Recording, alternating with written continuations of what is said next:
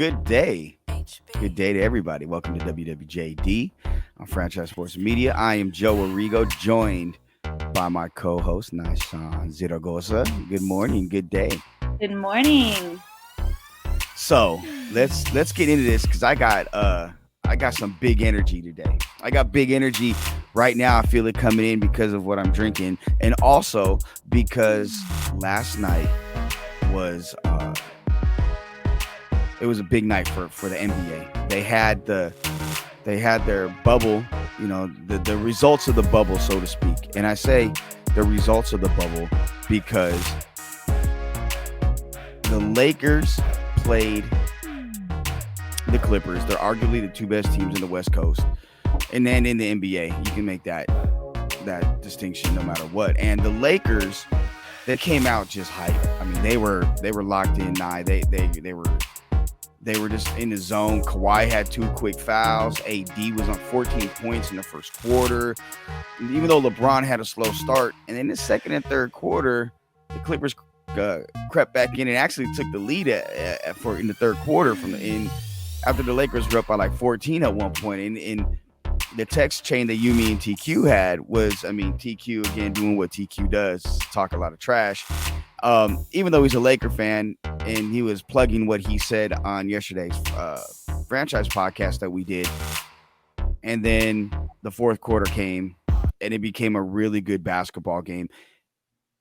The Lakers pulled out the victory, 103-101. They increased their lead to 6.5 games in the Western Conference. They pretty much locked in the number 1 seed. But Nye, watching that game, did you notice anything different, or did it seem any different to you, knowing that there was no fans there? It didn't. And it's only because they really brought the culture. They really brought that hype. Even something that kind of intrigued me was the bench hype.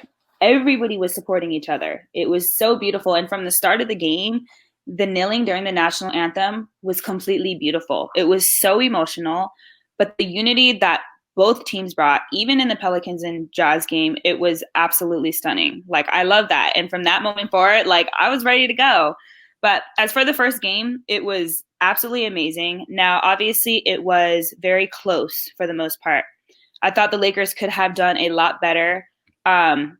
We did good, don't get me wrong. But as far as the Clippers having Montrez out and even Lou out, I feel like we could have done a lot better in that instance. But AD absolutely killed it. He murdered it. He had 14 points in the first quarter. I'm rooting for him to be Defensive Player of the Year. And through the whole game, he had 34 points total, which was his 20th 34-point or over 30-point game, which was absolutely amazing. LeBron did an absolutely amazing job. I feel like he had a little bit of a sloppy first half, which I feel like the Lakers did overall, period. Literally, they were fouling so much, which was to be expected for the first game, especially against the Clippers. But everybody came through. Danny Green came through. Dion Waiters came through. LeBron did a great job on setting up the offense, both sides of the ball. He did such a good job on putting pressure on Paul George.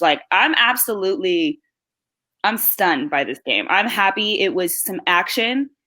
Not only was it was action because all three West Coast teams won: Lakers, Dodgers, and the Knights. So I'm super happy. I'm happy with the outcome.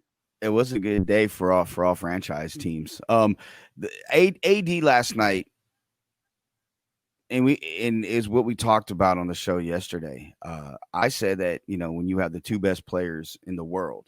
And I believe that Anthony Davis and LeBron James are the two best players in the world.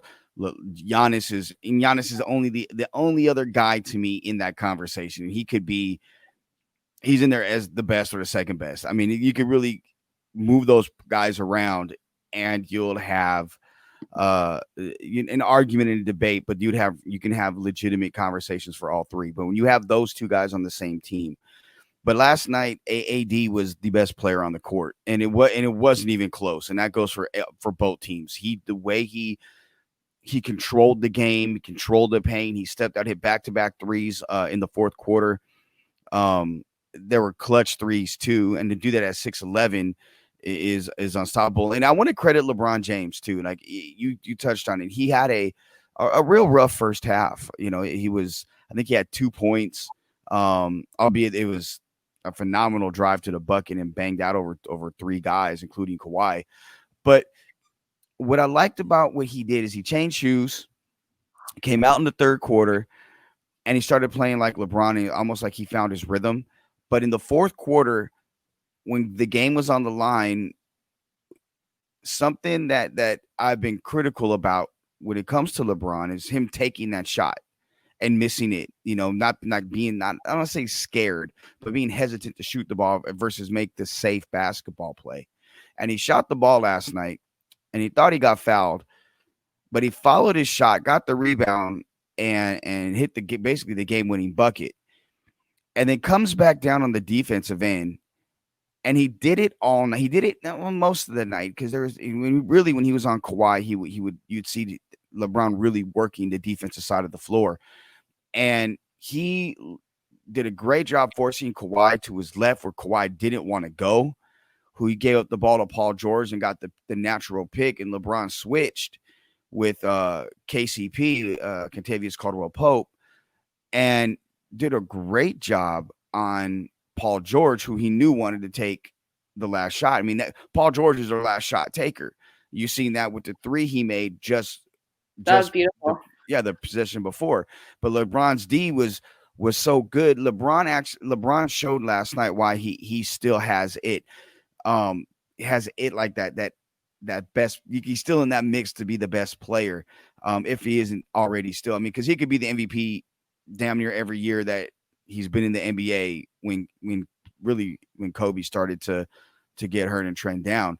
So when I look at the Lakers last night, what I seen was a team that was sloppy, but they didn't get a lot of production they didn't get any production really from J.R. Smith.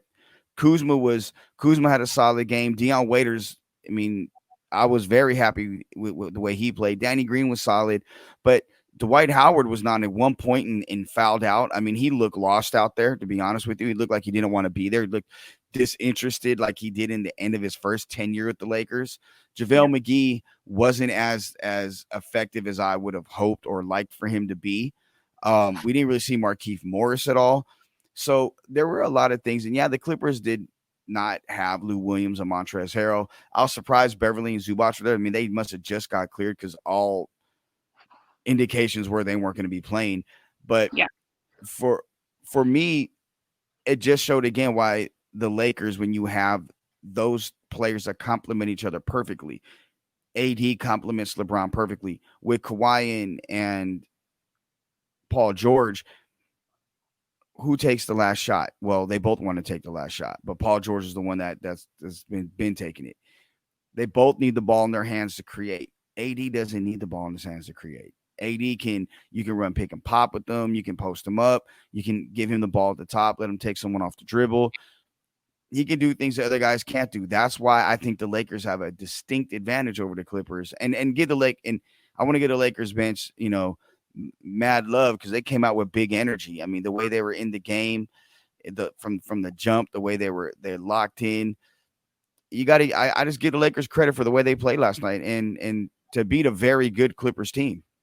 Yeah, because the Clippers group, the core is tight.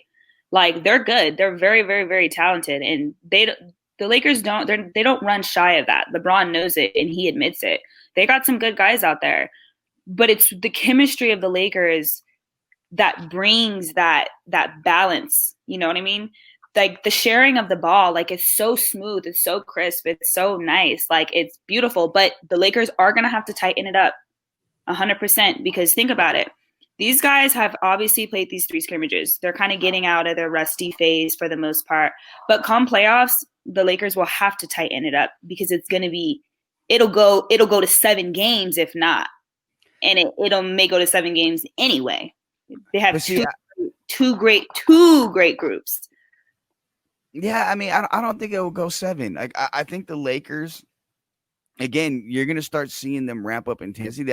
The Clippers, you watch the Clippers, Doc Rivers, The Clippers team, they want to beat the Lakers. That is, I think that's their number one priority. That's their priority number one when they go into any season. That's what they kind of are want to do. And that's what they're built for, or whatever. I don't know about if it is winning the title. I mean, maybe with Kawhi there, he may bring that mentality, but I think the Clippers as an organization is so, and they have been since, I was down there. They're overly consumed about losing the little brother attitude and losing the little brother moniker. And they were so consumed about beating Big Brother and we run LA. LA's ours. And it's like, look, you got 17 titles before you can say you run LA. There's 16 makes share the neighborhood, but you're not running anything. You got a long, long way to go before you run LA. And even at that, you won't run LA. I mean, there are just certain things that just won't happen, and that being one of them. So I don't know if the Clippers beat the Lakers in a 7-game series. I still say they don't. I think that'll go 5 or 6, maybe 6 being tops, because I think the Lakers have a bigger purpose. I think the Lakers have a bigger purpose, and that's not just winning 17, not just winning a fourth one for LeBron, AD getting his first one. I think they know that in its added pressure that you have Kobe Bryant looking down and Gianna Bryant looking down and saying, hey, look, you're wearing that uniform and, we're not here, and you need to go out there and you need to finish what you started, and you need to start winning titles now. Now's the time, and with Kobe being gone, I think it would mean just a little bit more. It'd probably be very bittersweet for a lot of guys, including LeBron, especially LeBron. But I think for Lakers fans, it'd be very bittersweet to get number 17 and knowing that Kobe is looking down or not here to celebrate and be a part of any type of celebration at the Staples Center, or with giving his well wishes on Sportsnet LA, whatever the case may be. So, but the Lakers pull out the victory. They play again in a couple days, and I'm glad the NBA's back. It was good to see it, and it was good to finally have that type of normalcy. But it led to a problem for me, though. I'm gonna be honest. I had a problem last night. And it started about 7:00.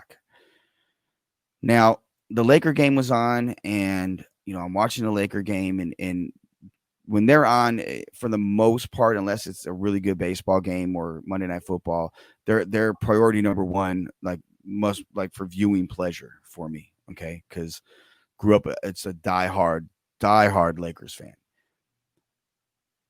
But last night, the Golden Knights dropped the puck against the Coyotes. In NHL came back for their only exhibition game. And being that we cover Las Vegas sports, I had to find a way to watch the Golden Knights too. So what I did was pulled out the old MacBook Pro, opened it up, and streamed the Golden Knights game. Now, I didn't want to wait for Chris Galick's Golden Knight recap that's out today on Franchise Sports Media. I didn't want to, because I read his preview, and that got me hype yesterday. Just like Isaiah Torres' preview got me hype for the Laker game. So last night I started streaming the Golden Knight game, and the Golden Knights ended up winning their dress rehearsal over the Arizona Coyotes 4-1, which was played in Edmonton at Rogers Place. So, we're not supposed to put a lot into exhibition games, but this one's a little different, and I think all of them are going to be a little bit different. So this is the first game since March that the Golden Knights played, and things got started early and often. Riley Smith scored on a power play goal, actually gave Golden Knights a 2-0 lead in the first period, and then in the third period, in the final period, the Coyotes scored, and then the Golden Knights added 2 more, and to take a 4-1 lead, which ended up being the final score. Ryan Reeves, though he may be getting a call from the NHL, he had a hit on Nick Schmaltz in the second period. It appeared to be the principal point of contact when Schmaltz was hit in the head. He was taken to the locker room shortly thereafter and did not return for the rest of the game. Now, the Coyotes did make a point to mention Ryan Reeves as not being a dirty player moments after the hit, and hopefully the NHL will, as Chris points out, hopefully the NHL reviews the hit with the audio on.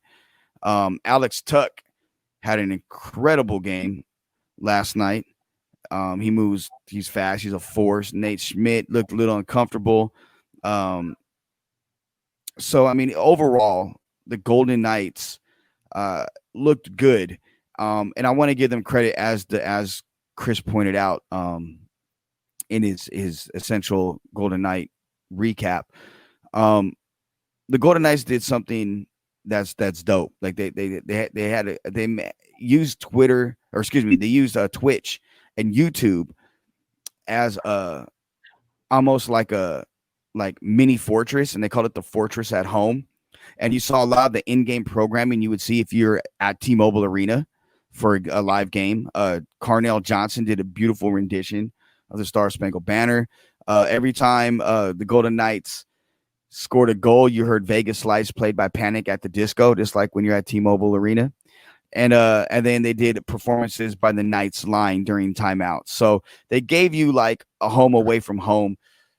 And it's good to have. It was good to have some type of normalcy, to have both the NBA and NHL playing, and then to have both teams really come out and get a win. I thought that was really it was really a good night for sports fans, especially fans of Lakers and Golden Knights. It was. It really was.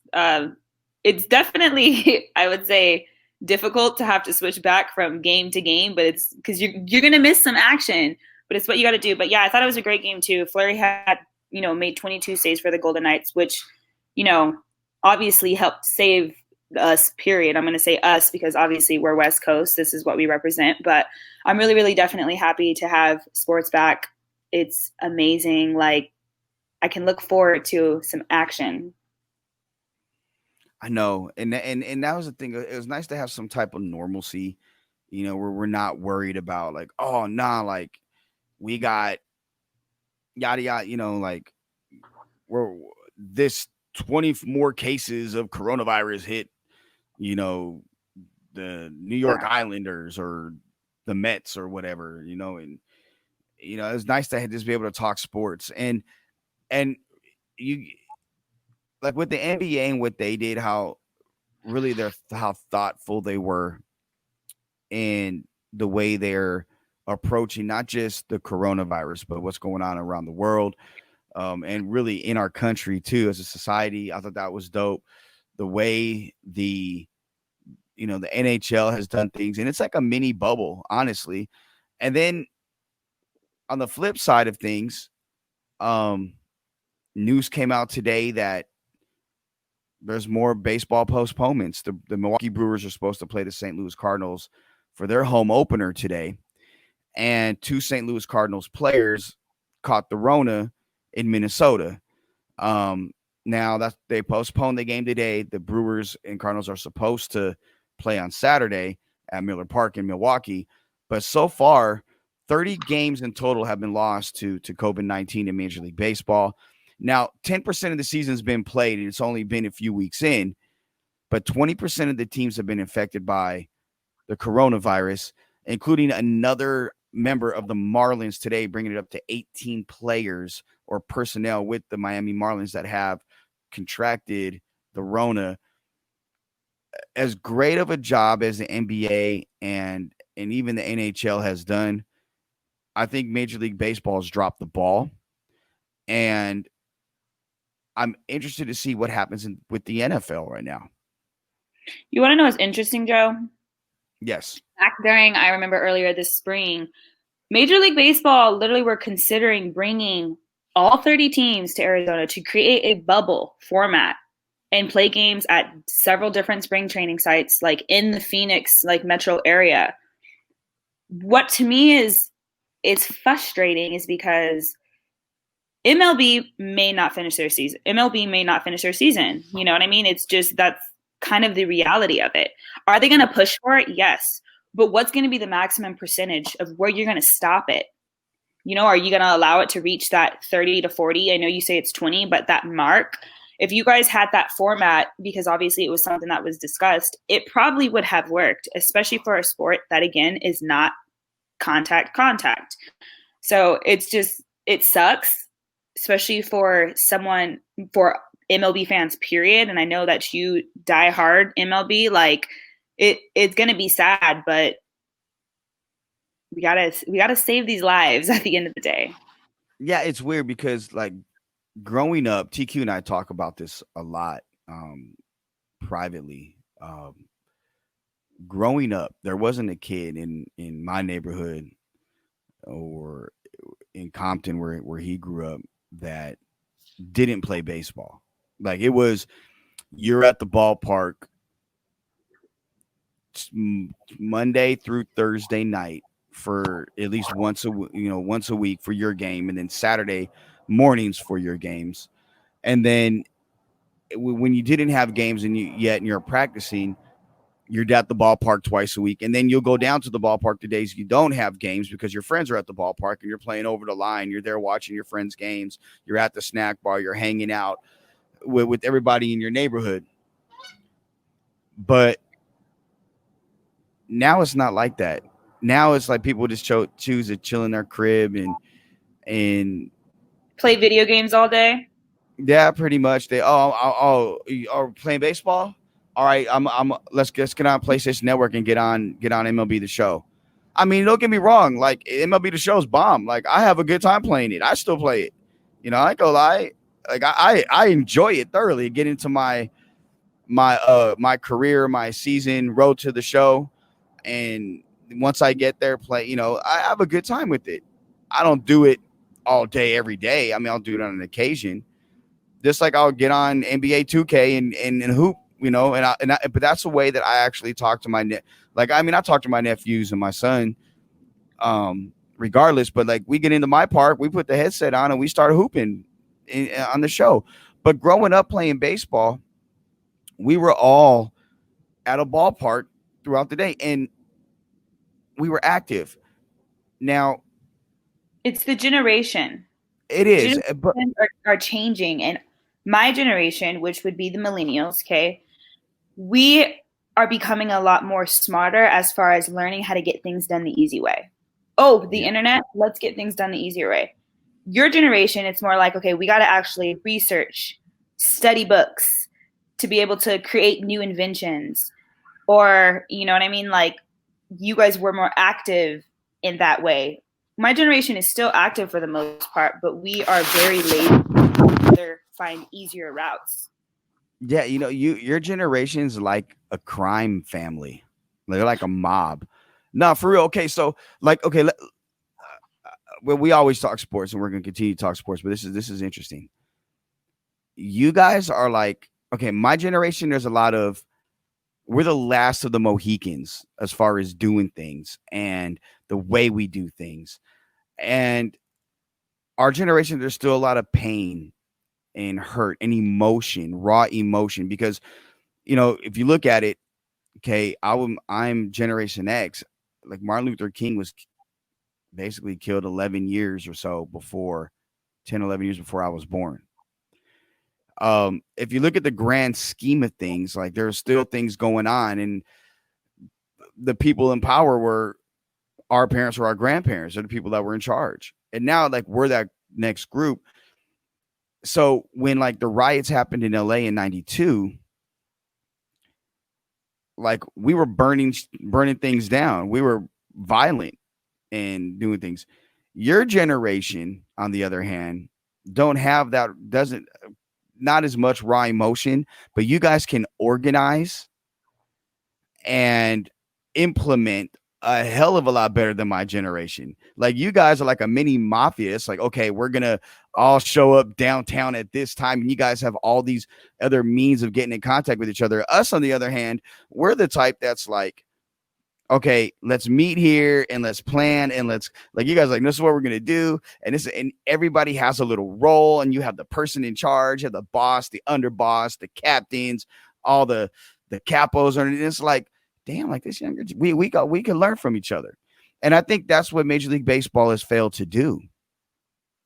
Major League Baseball has failed to look at what the NBA and the NHL have done and how successful it was. Major League Baseball has failed to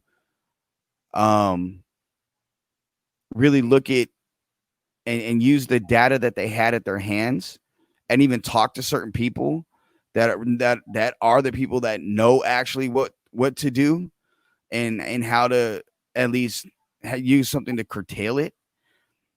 And they're like, nah, we're gonna do it our way. They should have done a bubble in Arizona and Florida. They're more than capable because there's so many ballparks that are there. Richard DeChristian from Franchise was talking to me about it yesterday afternoon. He was like, Joe, like, you make this thing a big travel ball tournament. You know, you have all these facilities in Arizona and Florida. You put the teams there, and once you put those teams there, you play games at like 10 in the morning, 1 in the afternoon. You have them scheduled out through the evening, and you run it like you would run an AAU or travel ball tournament, stuff that if you're as a ball player and you played at any type of high level, you're accustomed to doing. Like, it would have worked, but sadly, Major League Baseball didn't do that, which leads to me looking at the NFL now and seeing the failure of Major League Baseball and the success of the NHL and NBA. What's the NFL going to do? Because they have a plan in place, but the plan in place seems to be business as usual and have the oh crap moments where it's like, oh crud, this happened, so let's pivot and try to do this now, versus already having something in place like, okay, look, we're the most contact of all contact sports. A bubble may or may not work for us, but we need to figure it out, because I don't think the NFL has a clue. I think the NFL is scared.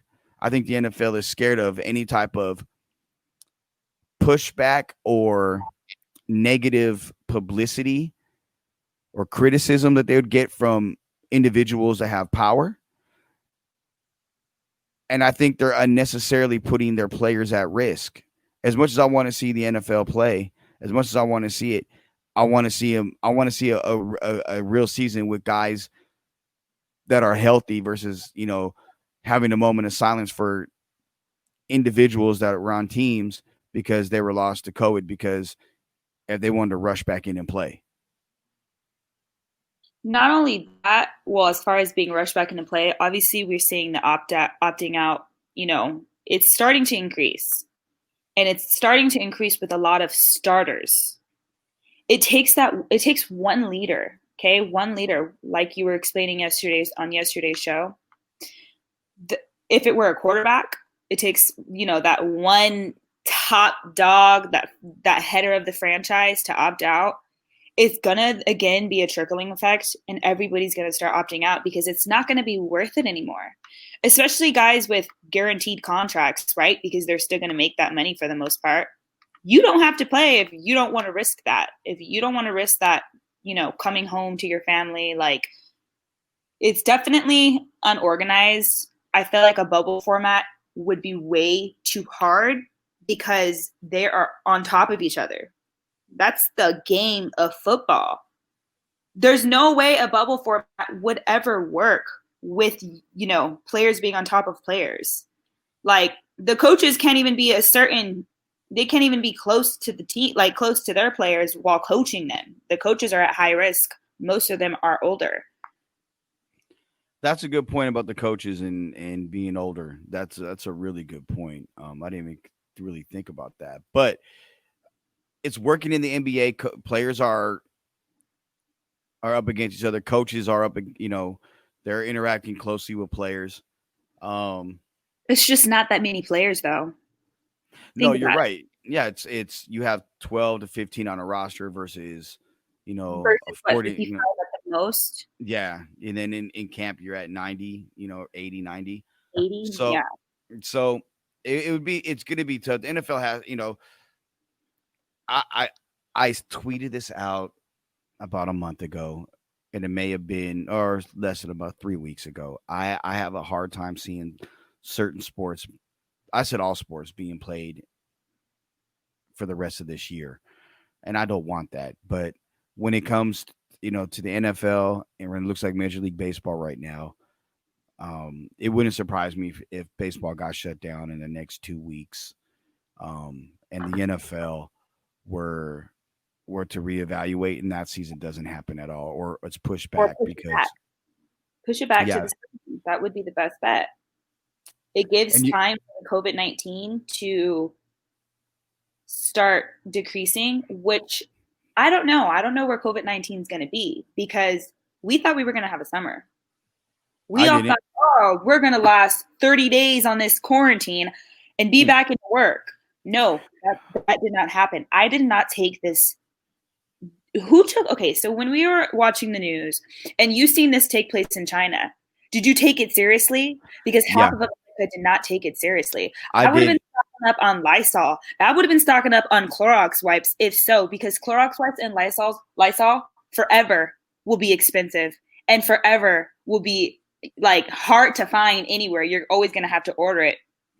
Well, the thing is, the rest of our life. I took it serious, and the reason I took it serious was actually TQ. He was in India. It was right before Kobe was born, and he had said, "Yo, like from India called me. We were on the phone talking about a situation, and he called me. Was like, yo, there's this virus, and you need to be careful." And we talked about it. And then once everything hit, even in our franchise text, our group text, and even stuff we use in our messaging groups that we on the platform that we use, we tell you guys exactly what we're hearing or what he's hearing from people that know exactly will know exactly what's going on. So for me, I took it serious, but I also am looking at things like I wear a mask, one, because I don't want to get my grandmother sick. I don't want to get my children sick. I don't want to get anybody I love and care about that's got a weak immune system sick. Or even just people in general walking around the street. To me, that is important. Other people don't care. Like, look at how many people are having COVID parties. Look how many people are hitting the lake or hitting a beach or going to bars. Look, my brother had it. My brother played in the NFL. Brack had it. And he calls me and I'm like, Bossy, when did you get it? He goes, oh, I went to Newport Beach and I went to a bar afterwards. I'm like, why? Oh, I just needed to get out. I get that side of it. I do, because there's mental stress, there's emotional stress. But at the same time, I don't, I want to be, I can do that. I can do those things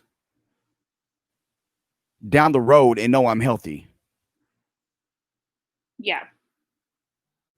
We're just risking this time right now, because initially COVID-19 started at what in America over a little over 40 cases, and now it's over 100,000 cases, and people are still losing their lives daily, and people just still can't get it through their head, because us Americans, again, we wild out. We have the right to refuse wearing our masks. That's what people are saying out there in this world, and people are saying it's just a flu. Yes, it's just a flu, but it's a flu that can kill you. Well, that's true. I was talking to my mom about this when we were at Joey's funeral. We were talking about how there's I brought up in the late 80s, early 90s when the government mandated that everybody wear seatbelts, right? Everybody was pissed. I don't want to wear a seatbelt, because you didn't have to wear seatbelts. I remember literally my grandfather's yeah. You know, I remember sitting in my grandfather's Oldsmobile. That thing was badass. And there was an armrest in the middle of the front seat. I would sit on that while we would drive. And we would stop. He would put his arm out. Okay, this is in the 80s. When I was a little kid. I'm talking about like 5, 6, 7. So seatbelts, did it exist then? Oh, Or they no were one? they were in cars, but it wasn't mandated that you wore them. Which is crazy. Okay. Then in the 90s, the federal government mandated that people that ride motorcycles, maybe in the 2000s, I think it was the 90s though, maybe people that ride motorcycles need to wear helmets. States started mandating that.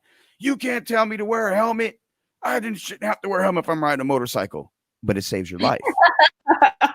Same thing with putting on a seatbelt. It saves your life.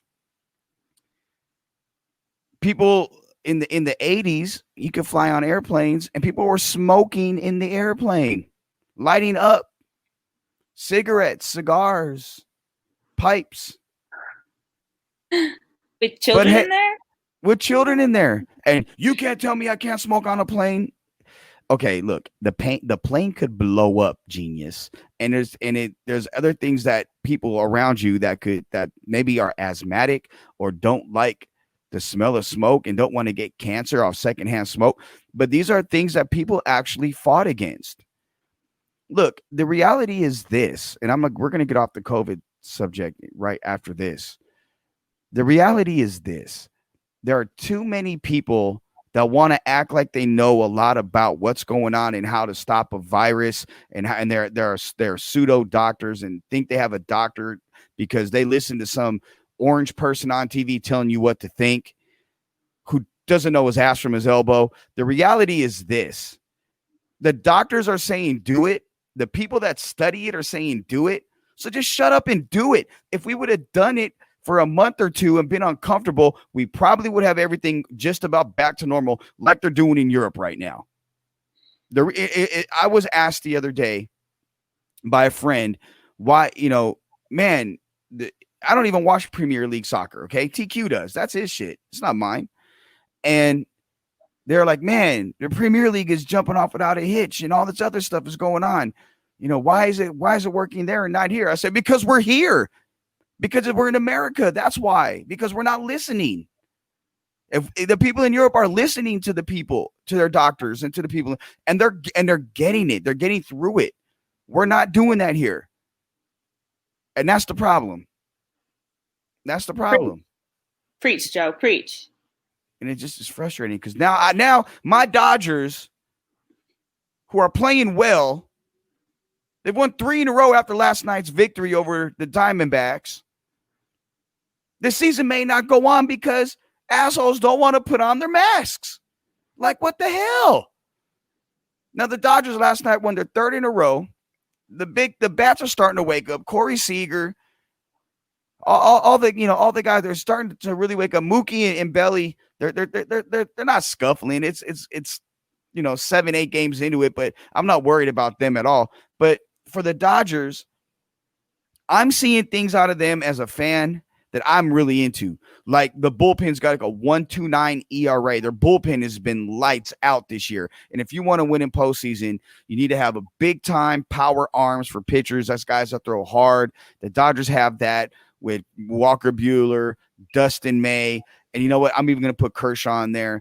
And the Dodgers, and then second thing you need to have is a bullpen with guys that are doing things. Kenley Jansen right now looks like the old Kenley Jansen. The other day against the Astros, he bumped it up to 93 with his cutter.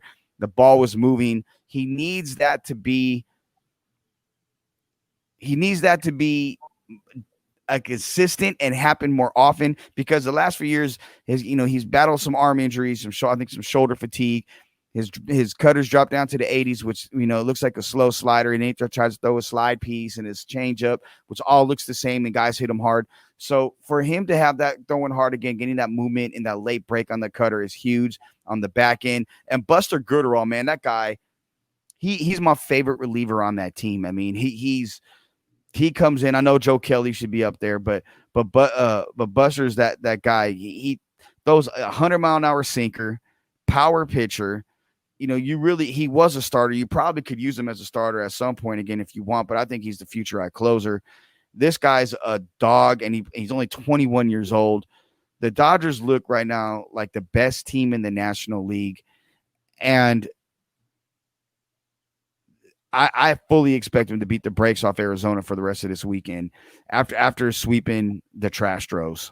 couple days ago. After getting out of, that was just heated. Playing the Astros it's very heating. Like, I felt like it got everybody out of their seats. So it was nice. It was really, really nice to see the Dodgers. They came out super strong with a literally 3-0 lead in the first inning. Like, I was happy. I was on fire for that, especially as a Dodgers fan. Like, I was on fire for that. It was a beautiful, beautiful game. Literally within the 5th and 6th inning, they pushed it the lead even more. So I think they did a great job, and I'm super excited for even more and what's to come.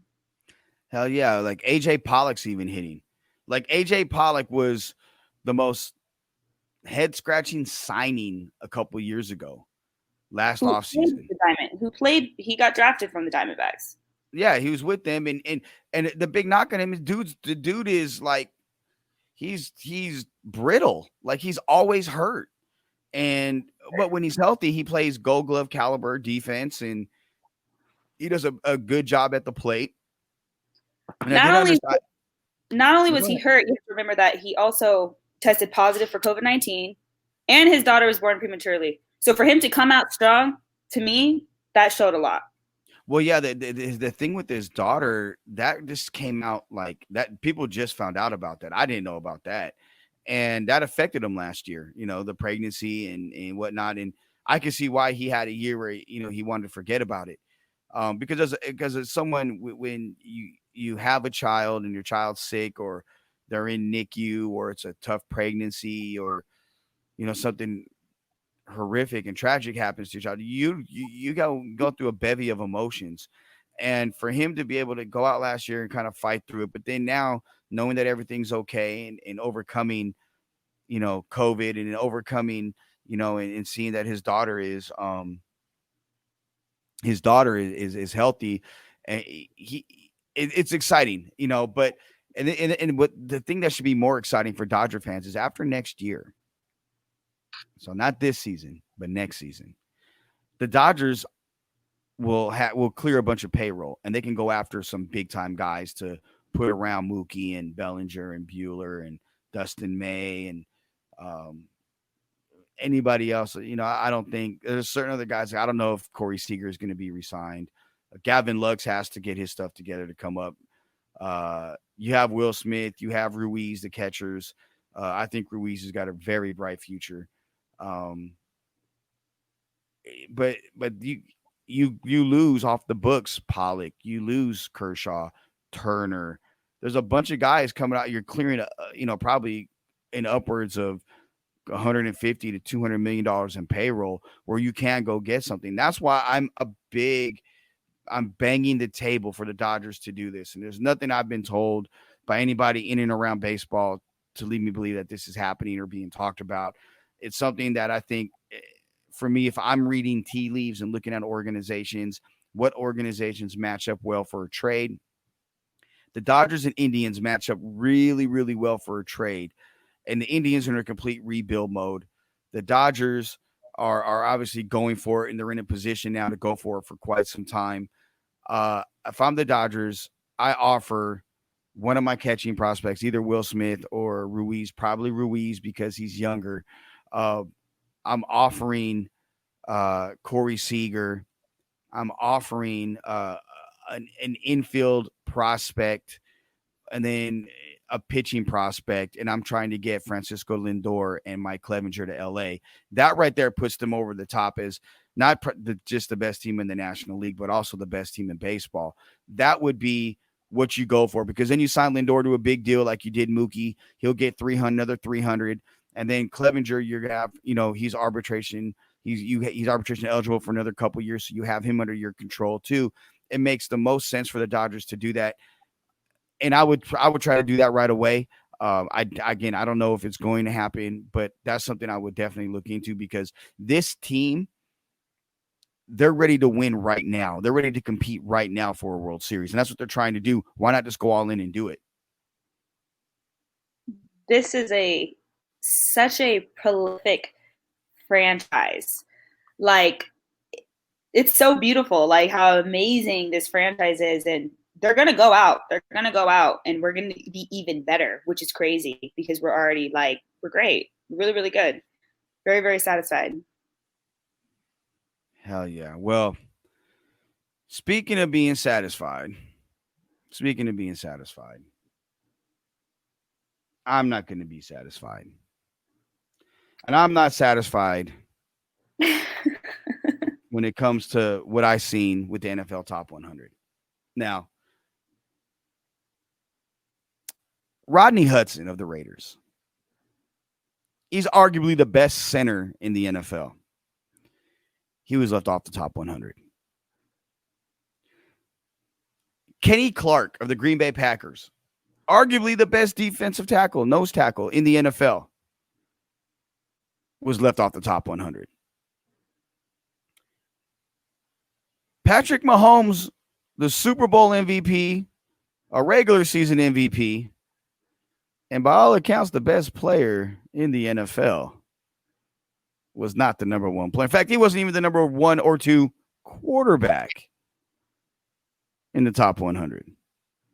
Russell Wilson was number 2. How in the hell Russell Wilson was ahead of Pat Mahomes? The only thing Russell Wilson is ahead of Pat Mahomes in my opinion, right now, is Russell Wilson's significant other is a hell of a lot prettier than Patrick Mahomes. Sierra's fire. Es muy fuego. Congratulations to them both on their new baby win, by the way. Lamar Jackson was voted the top player in the top 100, and I could see that. He's a reigning MVP, Madden cover guy, but he didn't win the Super Bowl. He wasn't throwing for 50 touchdowns, breaking records. In fact, they got bounced relatively early in the playoffs. Patrick Mahomes should have been the number 1 player. Rodney Hudson should have been in the top 100, as Kenny Clark should have. And Devontae Adams, number 57, he's a top 4 wide receiver. What the hell are they thinking, Nye? You know what's interesting about this? Going back first to Rodney Hudson. Hudson made the honorable mentions. He literally checked in at number 105, okay? Now, the media is going crazy about this. Twitter feeds are literally rambling because that is seen as a disrespect, okay? Now, Rodney Hudson could have been like Patrick Mahomes and posted on his Twitter account this little notepad, right, with the pencil. Like, okay, I'm taking notes, right? He could have done that, but he didn't. I feel like he's so humble into that regards. Literally, Hudson he was Pro Bowler and second team All-Pro, like literally one of the best in the league. So it did shock me that he didn't get it. But then again, I have to take a step back and remind myself that this was voted on by the players. So does it really matter? No. The media is going to blow it out of proportion. Yes. But we all have different opinions. And I don't know if I would look at it as it being in regards to hating, because you can't hate on Rodney Hudson. You know what I mean? He's humble. He does his job. He goes home. Like, it's shocking. This entire thing is shocking. Now, as far as the Patrick Mahomes thing, now I felt like he could have at least landed number 1 or 2. Reason being is because I love Lamar Jackson. He is clearly, obviously amazing, but so is Patrick Mahomes. But the only thing with this and this type of predicament is that it gets voted on every year. So it really, really confused me that Russell Wilson went ahead of him. It did. It 100% did. I'm not going to lie. I just don't understand.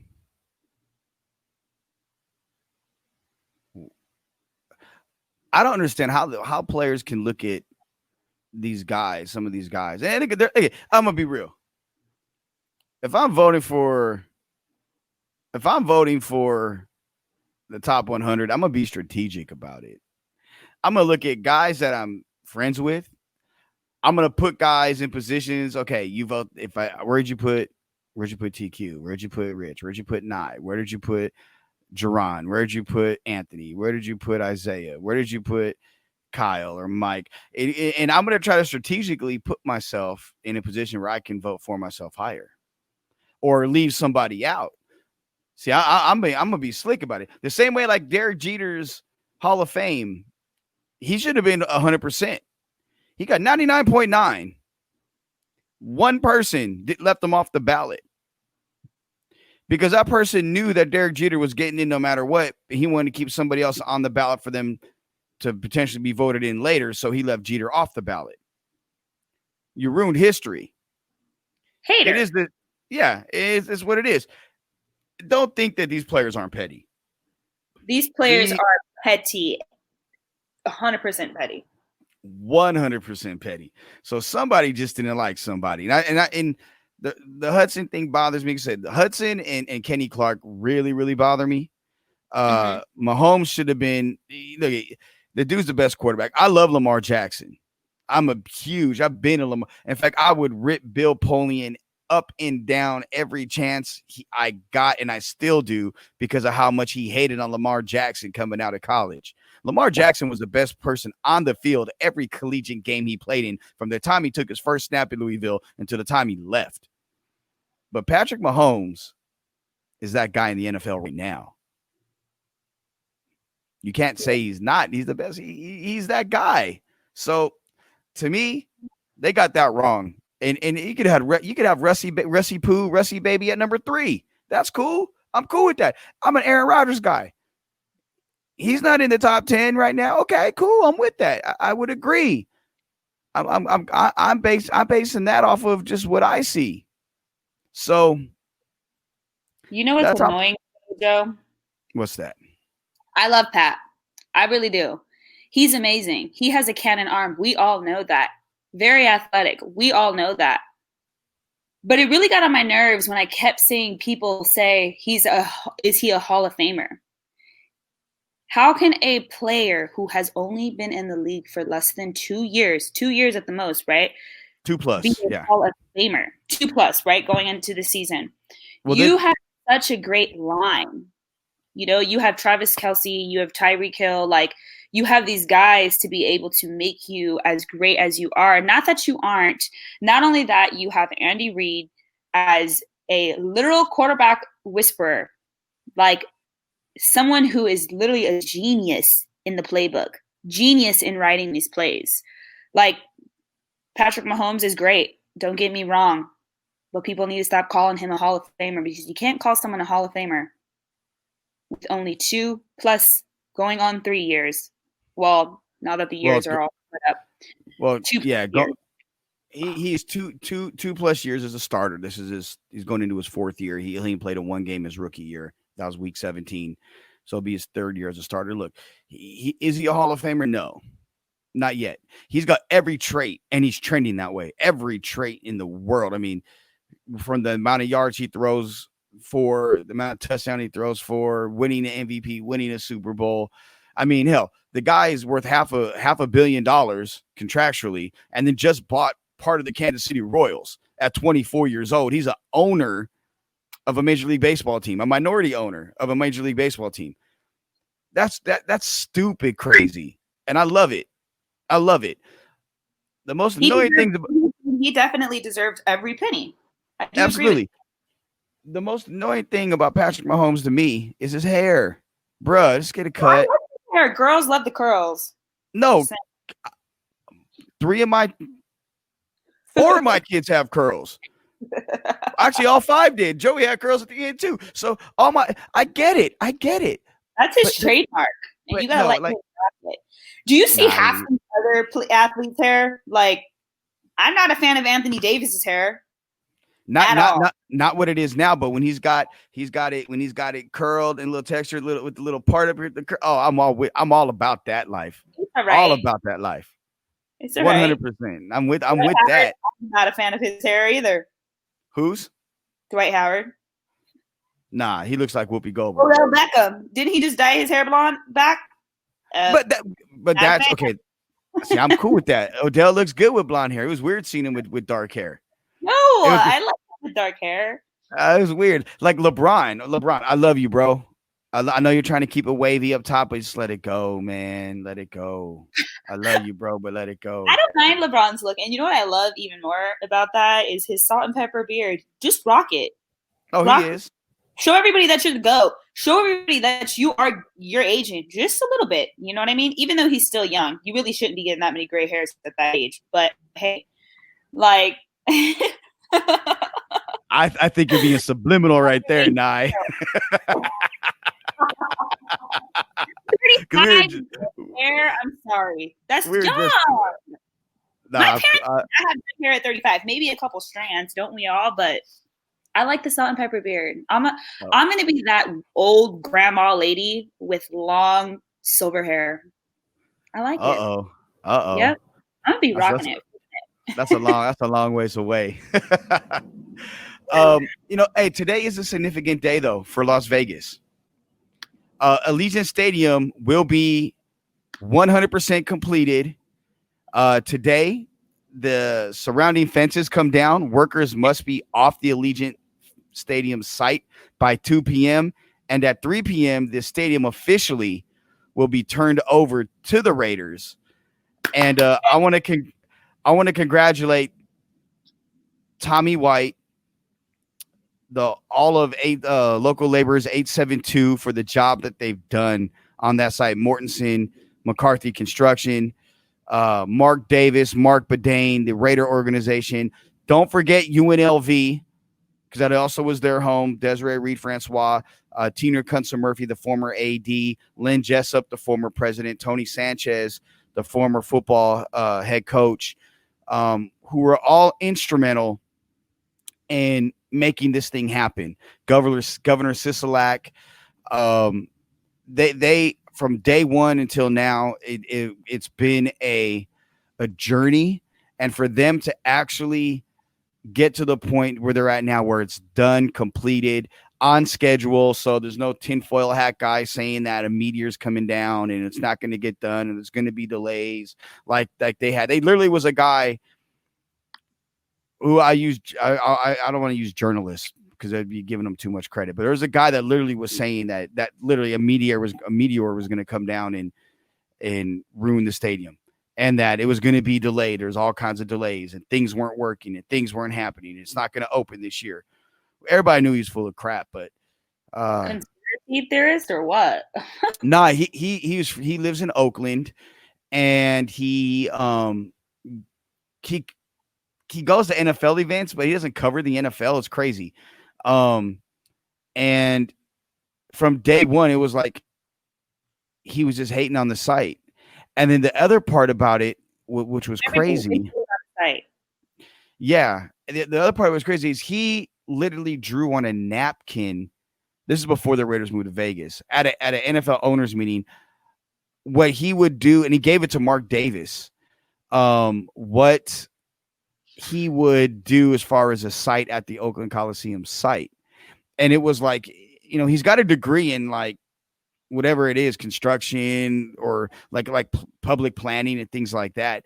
But the dude, like, you could tell him the sky's blue and it's filled with gases and he'll run with it. It's crazy. Like the dude, but he just came out with all these erroneous reports and just was really, again, just making up things about how the site wasn't going to happen and how the stadium wasn't going to get done. And, obviously in a matter of, by 3:00 today, the Raiders officially will have their stadium. 2.5 years of construction work. Didn't the time fly by? I remember driving on the freeway and it was complete dirt when no one even knew that the Raiders were coming. Like, it's so beautiful. It's really emotional, to be honest with you.